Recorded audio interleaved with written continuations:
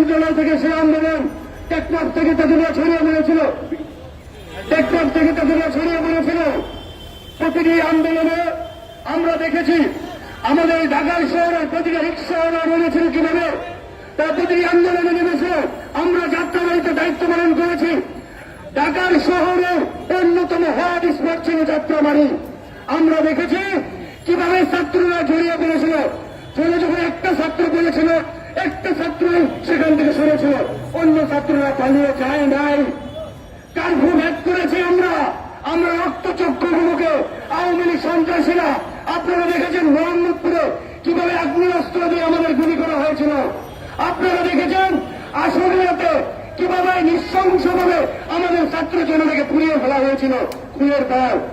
আমরা এই যে আন্দোলনটা শুরু হয়েছিল হাসিনার বেনাত্তা, যেসব পুলিশ, যেসব পিডিআর, যেসব র্যাব, যেসব ছাত্রলীগ আজও তারা গ্রেফতার হয় না। যারা নেতৃত্ব দিয়েছে আমরা যে প্রত্যেককে গ্রেফতার করে তাদেরকে চাকরি থেকে অপসারণ করে হাসিনাকে বিচারের কাজ করে দাঁড় করাতে হবে। ভারতের রয়ের এজেন্ডা বাস্তবায়নের জন্য বিভিন্ন মিডিয়া এখনো প্রপাগান্ডা চালাচ্ছে। বিএনপি জামাতকে সাংঘর্ষিকভাবে দাঁড় করে দেওয়া হচ্ছে বিভিন্ন প্রপাগান্ডা দিয়ে। কারণ দুটা দলকেই যাচ্ছে তারা বেনিশ করে একটা কাতারে দাঁড় করাতে, এক কাতারে দাঁড় করানোর কোন সুযোগ নেই। বিএনপি সব সময় গণতন্ত্র বিশ্বাস করেছে। বিএনপি 3 লক্ষের উপরে মামলা নিয়ে, 3 লক্ষের উপরে মামলা নিয়ে, হাজার হাজার আসামি নিয়ে তারা মাথা উঁচু করে দাঁড়িয়ে আছে এখনো তাল গাছের মতো। তারা জাতীয়বাদ বিশ্বাস করে, তারা সবাইকে নিয়ে একটা প্ল্যাটফর্মে বিশ্বাস করে, গণতন্ত্র বিশ্বাস করে। আর একটা মিডিয়া, একটা শ্রেণী রয়ের এজেন্ডা বাস্তবায়নের জন্য এখন তারা বিভিন্ন প্রপাগান্ডা ছড়াচ্ছে। এই যে যেসব লুটপাট হচ্ছে সবগুলো আওয়ামী লীগের এজেন্ট, সবগুলো বহিরাগত। তারা নতুন করে প্রবেশ করার জন্য বিভিন্ন নেতা কর্মীদের লোক দেখাবে। আপনারা সেইভাবে আকৃষ্ট হবেন না। দয়া করে আমাদের যে শক্তি নিয়ে আমরা মাঠে নেমেছি, আমাদের এই শক্তিটাকে কাজে লাগাতে হবে। আমাদের এখনো স্বাধীনতার পূর্ণাঙ্গ স্বাদ আমরা পাই নাই। আমরা ভোটের অধিকার প্রতিষ্ঠা করতে পারলেই, দেশে গণতন্ত্র প্রতিষ্ঠা হলেই 17 বছর ধরে যে বৈষম্যের সৃষ্টি হয়েছে তার পূর্ণাঙ্গ অধিকার আপনারা পাবেন। কারণ বিভিন্ন রয়ের এজেন্ট এখনো বাংলাদেশের বিভিন্ন সাইডে ঢুকে তারা বিভিন্ন প্রপাগান্ডা তৈরি করছে।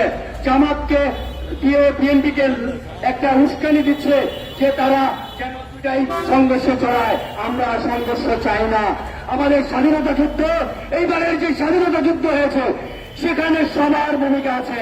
সেখানে বিএনপির ভূমিকা আছে, সেখানে হেফাজতের ভূমিকা আছে, সেখানে সাধারণ জনতার ভূমিকা আছে, সেখানে সাধারণ ছাত্রদের একটা মূল ভূমিকা ছিল। আমরা আন্দোলনটা নিজের হাতে নিতে চাই নাই। ছাত্রদের আন্দোলন ছাত্রদের মাধ্যমে রেখে আমাদের চেয়ারম্যান দেশনায়ক তারেক রহমান প্রতিটা সংগঠনকে বলেছে, তোমরা যেখানেই যাবে, যেখানে ছাত্র নামবে তোমরা পিছন থেকে তাদের সাপোর্ট দেবে। আমাদের শক্তি আজকে আমাদের সম্মানিত উপদেষ্টা এখানে আছেন, তিনি আরো ভালো বলবেন আপনাদের কাছে। তিনি আজকে আমাদের মূল বক্তব্যটা উপস্থাপন করবেন।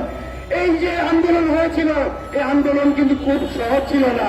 5 তারিখ 12টা পর্যন্ত ওরা গুলি করেছে, চাঙ্গার বলে আমাদের যাত্রাবাড়িতে অসংখ্য মানুষকে হত্যা করেছে। হাসিনা স্বাধীনতাটা হয়ে গেছে মোটামুটি 4 তারিখেই অনেকটা।